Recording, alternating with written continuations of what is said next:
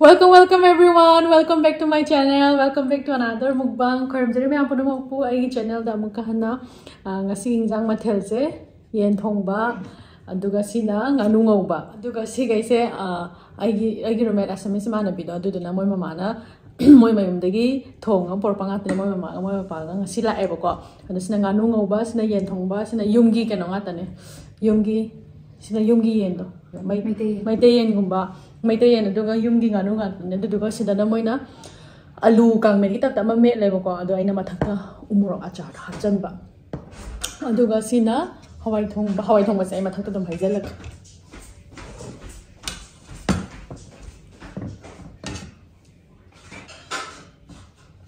hindi jalo ni se khang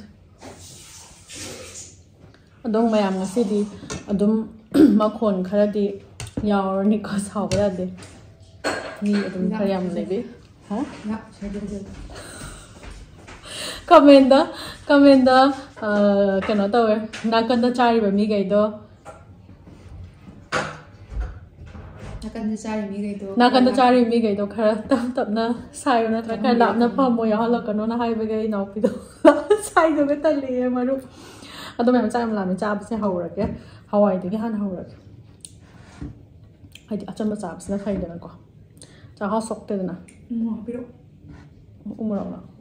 Bukaran Uhangani. I'm Maton to Piro, Chavo to a skin. Skin got an eye, I want a pillow skin pumps. Skin. Nanu Tong again to Mahine, or Duga Canona, Hawaii Punzanaga.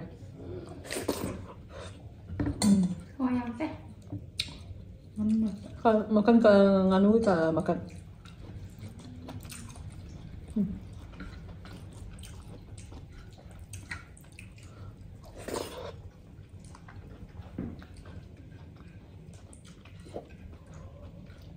Si man bi mama na ngori nganu su ka man thong na khang yam hao e ba ko.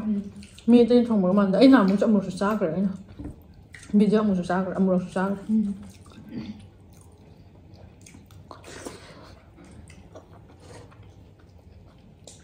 Humor se hade tamba.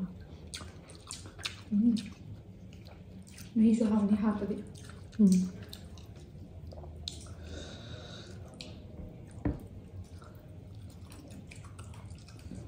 Ano mo to?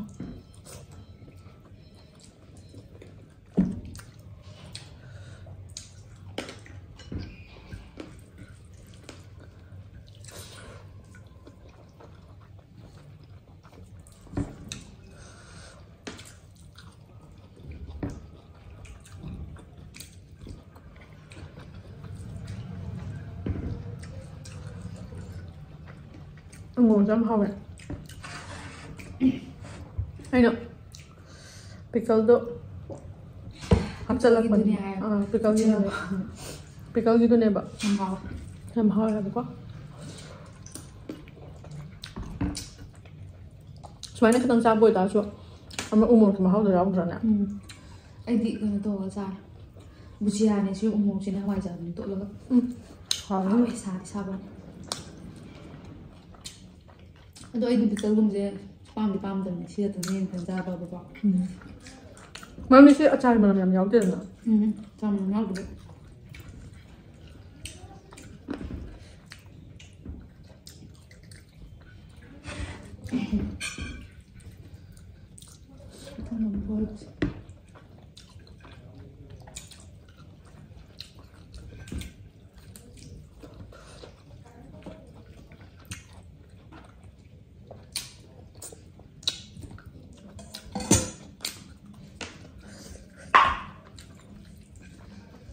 Saya bari to tam diam tam ni hose kam ni. Tam mo ka dro ga? Tam ya do bari do tam do ka. Mi wa lang dai ba. Ngai.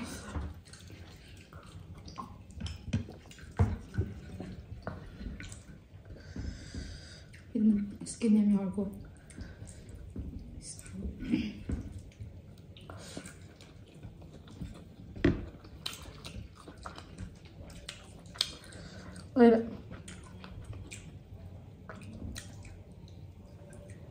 I should have to be district over. Tập được học về Yun, wait tayo mo.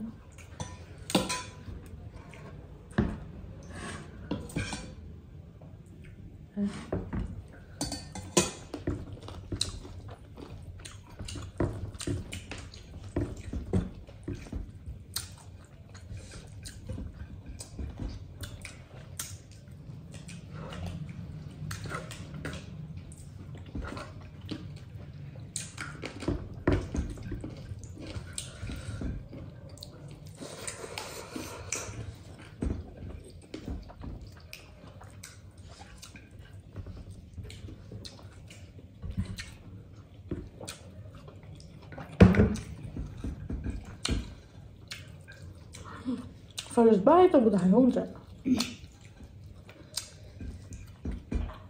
I'm sorry, the chocolate on the first bite I hold.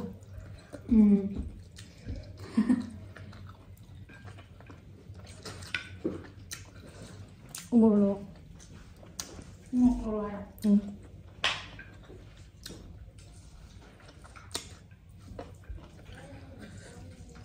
Tumingin kasi tingin tumdama.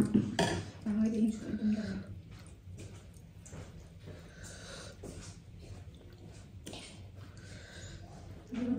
Hindi siya tumdama.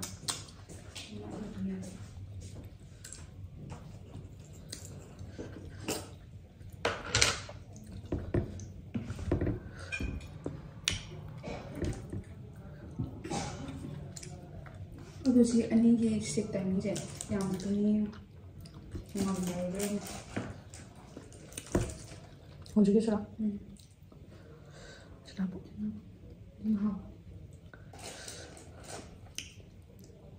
nghe bạn nghe hấp rau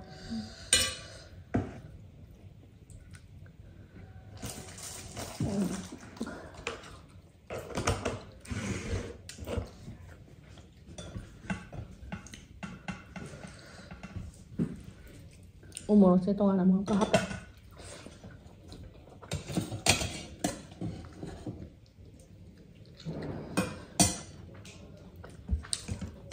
이 먹고 지금 리뷰다 와 그거.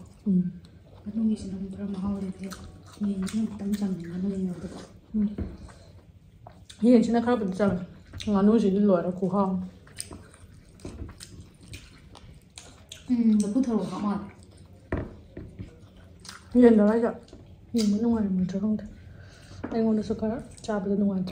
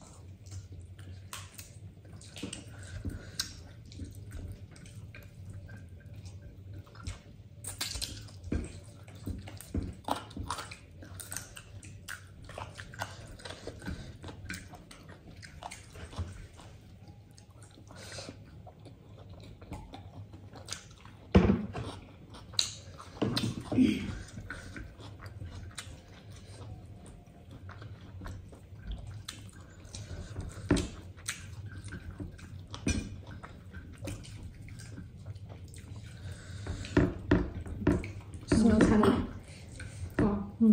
ngon nuôi mà còn chưa tốt cả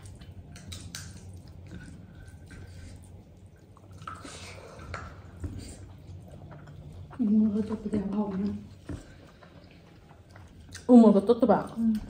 이거 뭐야?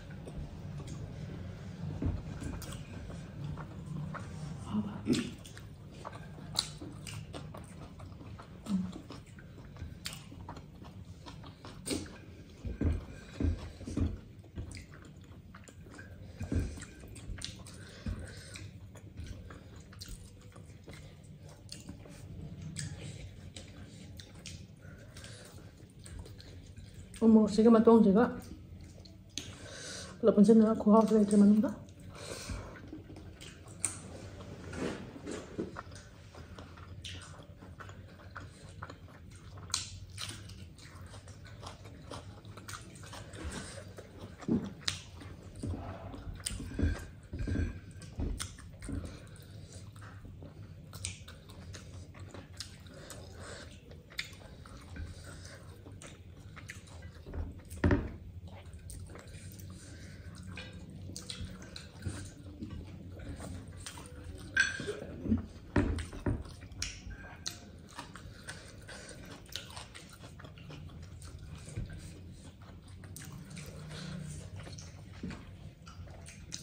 우모로 좀 짜오르겠나?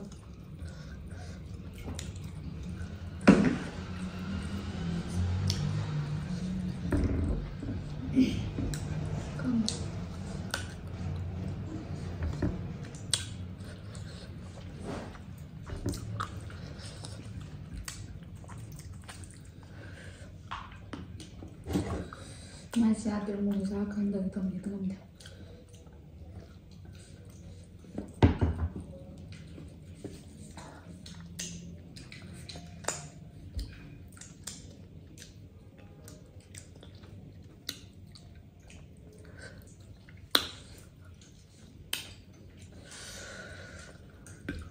많이 안 들어.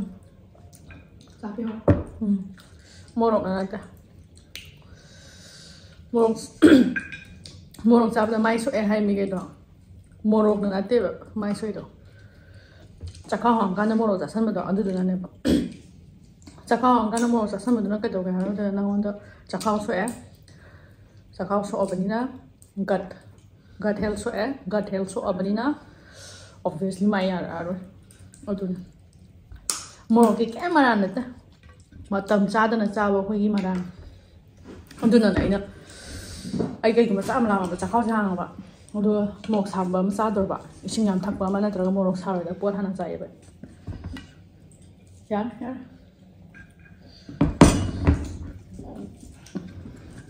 아이나 오피시네. 이롬바 하나 신주 하나 모록 맷바 하나 짜까도가 싸는 거 같다 이거. 어두는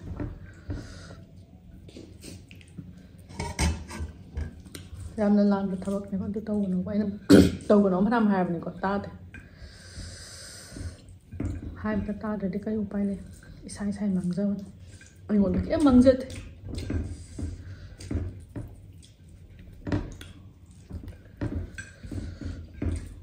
ꯃꯇꯣꯡꯒ ꯃꯐꯣꯟꯒꯁꯦ ꯄꯨꯟꯁꯤꯟꯅꯔ ꯌꯥꯎ ꯂꯩꯔꯦ ꯑꯗꯨꯅ ꯑꯩꯅ ꯂꯧꯊꯣꯛꯏꯗꯁꯦ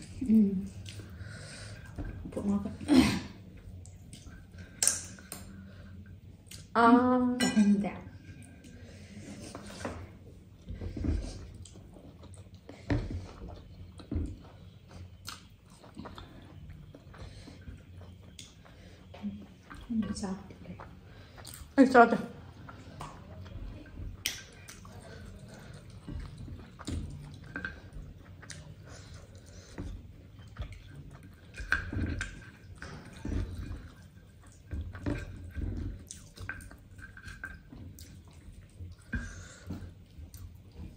자, 마늘도 맛동 양면.